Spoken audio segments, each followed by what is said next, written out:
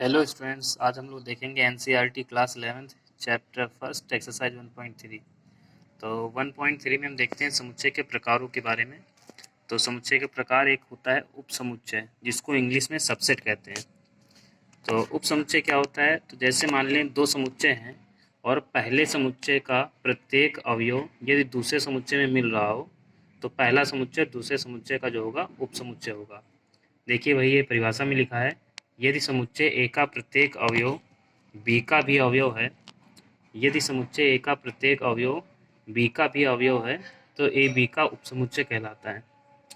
उपसमुच्चय को हम ये इस चिन्ह द्वारा प्रदर्शित करते हैं, इसको बोलते हैं सबसेट। जो ये चिन्ह बना हुआ है इसको बोलते हैं सबसेट। इसमें एक पॉइंट लिखाया गया है कि मान लीजिए कि ए और बी दो समुच्चय हैं, यदि A is subset of B तथा A is not equal to B तो ए बी का एक उचित उपसमुच्चय होगा। जैसे मान लें ए बी का उपसमुच्चय यानी कि ए के प्रत्येक अवयव बी में मिल रहे हैं और ए और बी आपस में बराबर नहीं, यानी कि बी में एक ऐसा अवयव जरूर होगा जो ए में नहीं होगा, तो जो ए होता है वो बी का एक उचित उपसमुच्चय कहलाता है। और इसी प्रकार जो बी होगा जिसमें ज़्यादा अवयव होंगे वो ए का अधिसमुच्चय कहलाता है। तो ये एक पॉइंट है। एग्जाम्पल के तौर पे देख लीजिए, जैसे मान लिया एक आपका समुच्चय है ए, उसमें आपके दो अवयव हैं, कौन से? एक और दो। और बी में आपके तीन अवयव हैं, एक दो तीन। तो यहाँ हम देख रहे हैं ए का प्रत्येक अवयव कौन कौन से? एक और दो बी में भी मिल रहे हैं। इसका मतलब जो ए होगा वो बी का क्या होगा?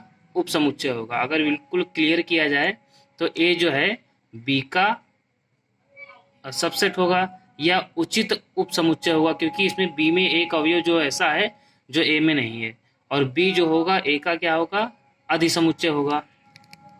तो ये देखते हैं। अब आगे देखते हैं। इसी प्रकार हम ये कह सकते हैं जो क्लास 9th में पढ़ा था, एन फॉर नेचुरल नंबर प्राकृतिक संख्याएं, डब्ल्यू फॉर होल नंबर पूर्ण संख्याएं, आई फॉर इंटीजर इंटीजर मतलब पूर्णांक, क्यू फॉर परिमेय संख्याएं, आर फॉर रियल नंबर वास्तविक संख्याएं। तो यहाँ पर जो एन फॉर नेचुरल नंबर, हम देखते हैं नेचुरल नंबर 1 2 3 4 5 6 से लगाकर अनंत तक होते हैं, और पूर्णांक जो होते हैं सभी नेचुरल नंबर होते हैं, यानी कि 1 2 3 4 भी होता है और 0 भी होता है। तो इसका मतलब डब्लू में जो होगा वो 1 2 3 भी होगा, 0 भी होगा। तो एन जो है डब्लू का क्या होगा? उपसमुच्चय होगा। इसी प्रकार डब्लू जो होगा आई का उपसमुच्चय होगा, आई जो होगा क्यू का होगा, क्यू जो है आर का उपसमुच्चय होगा, आर का मतलब रियल नंबर। इसी प्रकार क्यू डैश को हम बोलते हैं अपरिमेय संख्याएं। अपरिमेय संख्याएं जो होती हैं वो रियल नंबर में सारी मिलती हैं। तो अपरिमेय संख्याएं भी जो होंगी वास्तविक संख्याओं की उपसमुच्चय होंगी। अब देखते हैं अंतराल क्या होते हैं। जैसे अंतराल आपको बताए जाएंगे। अंतराल दो प्रकार के होते हैं, एक होता है बंद अंतराल, एक होता है खुला अंतराल। इसको बोलते हैं अंतराल रूप, और ये जो लिखा हुआ एक है ये है समुच्चय रूप। तो किसी अंतराल रूप को समुच्चय रूप में परिवर्तित करना और किसी समुच्चय रूप को अंतराल रूप में कैसे करते हैं। तो सबसे पहले बंद अंतराल क्या होता है ये क्वेश्चन देख लेना। तो बंद अंतराल को इंग्लिश में बोलते हैं क्लोज ब्रैकेट। इसमें अंत बिंदु सम्मिलित होते हैं। जैसे यहाँ पे हमने लिखा हुआ है x such that x is belongs to R, इसको इप्सिलॉन बोलते हैं या इज बिलोंग्स टू बोलते हैं। आर, आर का मतलब रियल नंबर। और एक्स है क्या? वो 4 के बराबर है या उससे बड़ा है, और 6 से छोटा है या इससे बड़ा। तो यहाँ पे एक वर्ड आपको देखना है, इज ग्रेटर देन और equal to, is less than और इक्वल टू। तो यहाँ पे इक्वल टू लग जाए वहाँ पे बड़े ब्रैकेट का यूज करते हैं। अगर यहाँ पे केवल इज ग्रेटर देन होगा तो हम इसको छोटा ब्रैकेट बनाते हैं। ये क्वेश्चन आप देख लीजिए, यहाँ पे अगर केवल इज ग्रेटर देन होता तो हम छोटा ब्रैकेट यूज करते हैं। अगर इक्वल टू लगे यानी कि नीचे लाइन लग गई है तो हम बड़ा ब्रैकेट यूज करेंगे। इसी प्रकार खुला अंतराल जो होता है उसको ओपन ब्रैकेट बोलते हैं। इसमें अंत बिंदु सम्मिलित नहीं होते हैं। जरा इसमें देखिए अंत बिंदु क्या है। जैसे हम लिखा है कि x इज ग्रेटर देन और equal to 4 and is less than और इक्वल टू 6, यानी कि x जो होगा 4 से बड़ा या बराबर है। तो यहाँ पे 4 भी सम्मिलित होगा और 6 भी सम्मिलित होगा। तो जहाँ पर अंत बिंदु सम्मिलित होते हैं वहाँ पे बड़ा ब्रैकेट लगाते हैं, और जहाँ पे अंत बिंदु सम्मिलित नहीं होते हैं वहाँ पे छोटा ब्रैकेट लगाते हैं। तो यहाँ पे ये है, यहाँ पे अब लिखा है x is greater then 4 and x is less then 6। यहाँ पे 4 से बड़ा है और 6 से छोटा है। तो 4 से जब बड़ा होगा तो 4 सम्मिलित नहीं होगा और 6 इसमें सम्मिलित नहीं होगा। तो जहाँ पे अंत बिंदु सम्मिलित ना हो वहाँ पे हम छोटे ब्रैकेट का यूज करते हैं, ये बना हुआ है छोटा ब्रैकेट। और जहाँ पे अंत बिंदु सम्मिलित है यानी कि इक्वल टू लगाओ, नीचे लाइन बनी हो, वहाँ पे हम बड़े ब्रैकेट का यूज करते हैं। तो अंतराल में क्या करेंगे, तो यहाँ पे 4 है और किसका यूज हुआ है, इज ग्रेटर देन और इक्वल टू, यहाँ पे बड़े ब्रैकेट का यूज किया गया। तो ट्रिक बनी हुई है, जहाँ पे बड़ा ब्रैकेट है उसके नीचे आपका इक्वल टू का साइन लगा है, और जहाँ पे केवल इज ग्रेटर देन और लेस देन लगा है वहाँ पे छोटे ब्रैकेट का यूज करना है। यही सवाल है आपका। अब देखते हैं आगे। इसके बाद घात समुच्चय क्या होता है, इसको बोलते हैं पावर सेट। समुच्चय ए के उप समुच्चय के संग्रहों को ए का घात समुच्चय कहते हैं। इसे पी ए से निरूपित करते हैं और पी ए का प्रत्येक अवयव एक समुच्चय होता है। तो यहाँ पे देखेंगे कि घात समुच्चय क्या होता है। जैसे हम मान लें कि एक हमने लिखा हुआ है समुच्चय ए, इसके एलिमेंट यानी कि अवयव हैं ए कॉमा बी, इसके कितने उप समुच्चय होंगे। तो सबसे पहले कितने निकालना हो तो आपको सूत्र बता दे रहे हैं क्या, कि जो उप समुच्चयों की संख्या होती है वो 2 की घात n होती है। उप समुच्चयों की संख्या अगर ऐसे पूछ दे कितने उप समुच्चय होंगे, तो आपको जितने अवयव हों उसको 2 की घात बना दो। तो 2 की घात 2, n का मतलब 2, कितने अवयव, 1 2। तो यहाँ पे 2 की घात 2 का मतलब उसके कितने अवयव होंगे, 4 अवयव होंगे। अब यहाँ पे उसके अवयवों को लिखेंगे तो कैसे लिखते हैं, तो फाई जो होता है सभी समुच्चय का उपसमुच्चय होता है। तो जो है सबसे पहला इसका उपसमुच्चय जो होगा आपको फाई लिखना है। हर समुच्चय का उपसमुच्चय फाई होता है। फिर सिंगल सिंगल लिखेंगे, ए भी इसका एक उपसमुच्चय है, बी भी इसका एक उपसमुच्चय है और ए कॉमा बी भी इसका उपसमुच्चय है। तो कितने निकले, 1 2 3 4। अब देखते हैं सार्वत्रिक समुच्चय क्या होता है, जिसको बोलते हैं यूनिवर्सल सेट। तो ऐसा समुच्चय जिसमें संबंधित सभी समुच्चयों के अवयव उसमें निहित हों सार्वत्रिक समुच्चय कहलाता है। इसे यू से निरूपित करते हैं। जैसे मान लिया हमने 2 समुच्चय लिए, एक लिया 1,2, दूसरा लिया 3,4, दूसरा समुच्चय। कई समुच्चय हो सकते हैं, एक हमको ऐसा समुच्चय लेना है जिसमें ए और बी दोनों के अवयव हों। तो हमने एक यूनियन, सार्वत्रिक समुच्चय का मतलब यूनियन, यू यूनिवर्सल सेट। तो यहाँ पे हमने क्या लिया, इसके भी सारे अवयव लिख लो और इसके भी सारे अवयव लिख लो, तो ये क्या बन जाएगा आपका सार्वत्रिक समुच्चय यूनिवर्सल सेट। अब देखते हैं आगे। तो अब देखते हैं एक्सरसाइज 1.3, यहाँ से एक्सरसाइज स्टार्ट हुई। तो जितना हमने पहले पीछे बताया है अभी वही सब इसमें यूज होगा। तो सबसे पहले हमने आपको बताया था सबसेट क्या होता है, उप समुच्चय क्या होता है। तो उप समुच्चय के विषय में यहाँ पूछा गया, लिखा है रिक्त स्थानों में प्रत्येक सबसेट या सबसेट नॉट को भरकर सही कथन बताइए। उप समुच्चय या उपसमुच्चय नहीं है को भरकर आपको बताना है। तो प्रश्न आप बुक से पढ़िए। लिखा है पहला समुच्चय दिया है 2 3 4 और फिर रिक्त स्थान है, फिर दिया है 1 2 3 4 5। तो यहाँ पे देख रहे हैं 2 3 4 जो है आपका 2 3 4 बुक में देखिए, इसमें लिखा है केवल आंसर लिखे गए हैं। तो 2 3 4 जो है दो सामने वाले समुच्चय में भी मिल रहा है 2 3 4। तो इसका मतलब पहला जो समुच्चय है वो दूसरे का उपसमुच्चय होगा, सबसेट होगा। तो ये सबसेट का साइन बना है। तो यहाँ पहचानना कैसे, जो पहले आपको लिखा हुआ है इस तरफ बुक में, इसमें देख लीजिए जो पहले आपका लिखा हुआ है इस तरफ, जैसे 2 3 4, तो यदि ये सारे अवयव दूसरे अवयव में मिल रहे हों तो ये पहला वाला सबसेट होगा, अन्यथा सबसेट नॉट होगा। तो यहाँ पे आपको देखना है, ये देखिए दूसरा क्वेश्चन, ए कॉमा बी कॉमा सी, और यहाँ पे आपका लिखा है B comma C comma D. तो यहाँ पे हम देख रहे हैं कि जो ए बी सी है वो तीनों इसमें नहीं मिल रहे हैं, केवल बी सी मिल रहा है और ए जो है ये इसमें नहीं मिल रहा है। तो उप समुच्चय की परिभाषा ये होती है कि पहले समुच्चय के सभी अवयव दूसरे में मिलना चाहिए। तो यहाँ पे सारे अवयव नहीं मिल रहे, इसलिए ये सबसेट नॉट है। इसी प्रकार आपको सारे करना है। तो हमने इसमें फिल कर दिए थे, आप देख लीजिएगा। अब लिखा है जांच कीजिए कि निम्नलिखित कथन सत्य हैं अथवा असत्य। तो लिखा है A comma B is not subset of B C A. तो ए बी जो है इसमें मिल रहा है, तो ए भी मिल रहा है, बी भी मिल रहा है, इसका मतलब ये तो सबसेट है, पर यहाँ पे लिखा है नॉट, इसका मतलब यह कथन असत्य है। तो इस प्रकार सारे कर लीजिए, सेम एक जैसे हैं।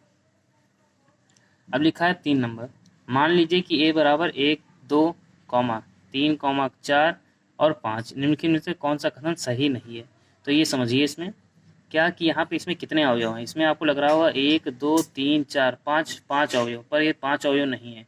इसमें कितने अवयव हैं, 4 अवयव। कौन सा, 1 2 और 3, 1 4 एक अवयव है और 5। तो इसमें कितने अवयव हुए, 1 2 ये 3 और ये 4। तो यहाँ पे देखते हैं लिखा है 3 4 इज सबसेट ऑफ ए। तो 3 4 जो है यहाँ पे ब्रैकेट लग जाता है तो बन जाता है आपका समुच्चय। तो 3 4 तो इसमें मिल रहा है, तो ये आपका जो है 3 4 ये आपका एक अवयव है, ना कि एक समुच्चय। ये ब्रैकेट लगा हुआ है तो ये आपका अवयव है, इसलिए ये सत्य कथन है। फिर लिखा है 1 वन इज सबसेट ऑफ ए, तो ये वन जो है अवयव है। अगर केवल अवयव लिखेंगे तो इप्सिलॉन का यूज करेंगे, अगर यहाँ पे हम पीछे ब्रैकेट लगा दें तो सबसेट का यूज करेंगे। तो यहाँ पे केवल आपका वन लिखा है तो ये आपका अवयव है, ना कि आपका समुच्चय, तो यहाँ पे इप्सिलॉन का यूज करेंगे। तो इसलिए ये कथन आपका असत्य कथन है। तो जितने असत्य कथन है वो लिखे गए हैं, तो उसको आप देख लीजिए। अब देखिए क्वेश्चन नंबर 4, निम्नलिखित समुच्चयों के सभी उपसमुच्चयों को लिखना है। तो सूत्र उपसमुच्चयों की संख्या जो होती है 2 की घात n है, इसको याद रखना है। जहाँ n जो होते हैं उस समुच्चय के अवयव होते हैं। लिखा है a, इसके उपसमुच्चय आपको लिखना है। तो इसके कितने उपसमुच्चय होंगे, तो अवयव कितना है 1, अवयव कितना है 1, तो 2 की घात 1 बराबर 1, 2 की घात 1। तो इसके कितने अवयव हैं, 2 की घात 1 का मतलब 2। उपसमुच्चय कितने होंगे 2। तो कौन कौन से होंगे, तो फाई सबका उपसमुच्चय होता है, तो फाई हो गया। दूसरा कौन है, तो यही तो बचा है सिंगल, तो ये दूसरा अवयव समुच्चय ए। अब देखते हैं अगला क्वेश्चन। लिखा है a कॉमा बी, इसके सारे उपसमुच्चय बताना है। तो इसके कितने उपसमुच्चय होंगे, तो जितने अवयव हों वो 2 की घात बना दो। तो 2 अवयव हैं, 2 की घात 2 बराबर 4। इसके कितने अवयव होंगे 4। तो पहला अवयव जो होगा सबसे पहले हम लिखते हैं फाई, फाई सभी का उपसमुच्चय होता है कॉमा, फिर सिंगल लिखो a, फिर सिंगल लिखा b, फिर लिखेंगे a कॉमा b। तो यहाँ पे कितने अवयव होंगे 1 2 3 4, ये सभी जो हैं समुच्चय a कॉमा b के उपसमुच्चय हैं। तो एक चीज़ याद रखना है, फाई सभी समुच्चयों का उपसमुच्चय होता है। अगर उपसमुच्चय पूछा है तो शुरुआत आपको फाई से करनी है। अब देखिए अगला क्वेश्चन 1 2 3, ये 1 2 3 इसके उपसमुच्चय लिखना है। तो कितने उपसमुच्चय होंगे, तो ये क्वेश्चन इससे बड़ा नहीं आएगा। तो यहाँ पे 2, इसके कितने उपसमुच्चय होंगे 2 की घात 3, 3 अवयव हैं तो 8 होंगे। कैसे लिखेंगे, सबसे पहले फाई, फिर सिंगल सिंगल, समुच्चय 1 समुच्चय 2 समुच्चय 3 ब्रैकेट में 1 2 3, फिर 2 2 करके समुच्चय 1 2 1 2, समुच्चय 1 3 1 3, फिर समुच्चय 2 3 2 3, फिर आप अब क्या बचा, अब तीनों ले लो 1 2 3, तो समुच्चय 1 2 3 कितने हो गए 1 2 3 4 5 6 7 8, तो 8 उपसमुच्चय होंगे। तो जैसे फाई है इसका उपसमुच्चय बताना है, तो फाई जो है रिक्त समुच्चय होता है, यानी कोई भी अवयव नहीं है। तो उप अवयवों की संख्या इसकी कितनी 0, तो इसके कितने उपसमुच्चय होंगे, तो उपसमुच्चय की संख्या 2 की घात 0। तो किसी संख्या की घात यदि 0 है, प्राकृतिक संख्या की घात 0 है, तो उसका मान 1 होता है। तो इसका एक उपसमुच्चय होगा, कौन सा होगा, फाई का फाई ही हो जाएगा। फिर लिखा है पी ए के कितने अवयव होंगे, यदि ए बराबर फाई, तो ए का मतलब ए में कितने समुच्चय हैं, फाई का मतलब रिक्त समुच्चय, तो 0 अवयव, तो 2 की घात 0 बराबर इसका कितना अवयव उपसमुच्चय होंगे 1। फिर कह रहा है पी ए के कितने अवयव होंगे, पी ए का मतलब उपसमुच्चयों की संख्या पूछ रहा है, कितने अवयव होंगे, तो पी ए के कितने अवयव होंगे, यदि ए बराबर फाई, तो फाई का मतलब 0 अवयव, तो 2 की घात 0, 2 की घात 0 का मतलब ये कितना होगा 1, तो पी ए का मान हो गया 1। अब देखते हैं आगे क्वेश्चन नंबर 6, यहीं पर आ गया है अंतराल रूप समुच्चय रूप। लिखा निम्नलिखित को अंतराल रूप में लिखना है आपको। तो आपको देखना है, यहाँ लिखा है ये समुच्चय रूप लिखा है x such that x is belongs to r comma, x जो है 4 से बड़ा है, यहाँ पे इक्वल टू नहीं लगा, ध्यान देना है, इक्वल टू लग जाएगा तो बड़ा ब्रैकेट, और इक्वल टू नहीं लगा है तो आपको छोटा ब्रैकेट। तो 4 -4 से जो है x जो है -4 से बड़ा है और 6 के बराबर है। तो यहाँ पे लिखेंगे जब इक्वल टू लगा होगा वहाँ पे बड़ा ब्रैकेट, तो यहाँ पे शुरुआत में देखेंगे -4 के साथ इज इक्वल टू नहीं लगा है, तो यहाँ पे छोटा ब्रैकेट, तो छोटा ब्रैकेट -4 कॉमा, यहाँ पे इज इक्वल टू लगा है तो 6 हो गया। इसी प्रकार देखिए x is belongs to r, r का मतलब रियल नंबर, और x जो है -12 से बड़ा है और -10 से छोटा है।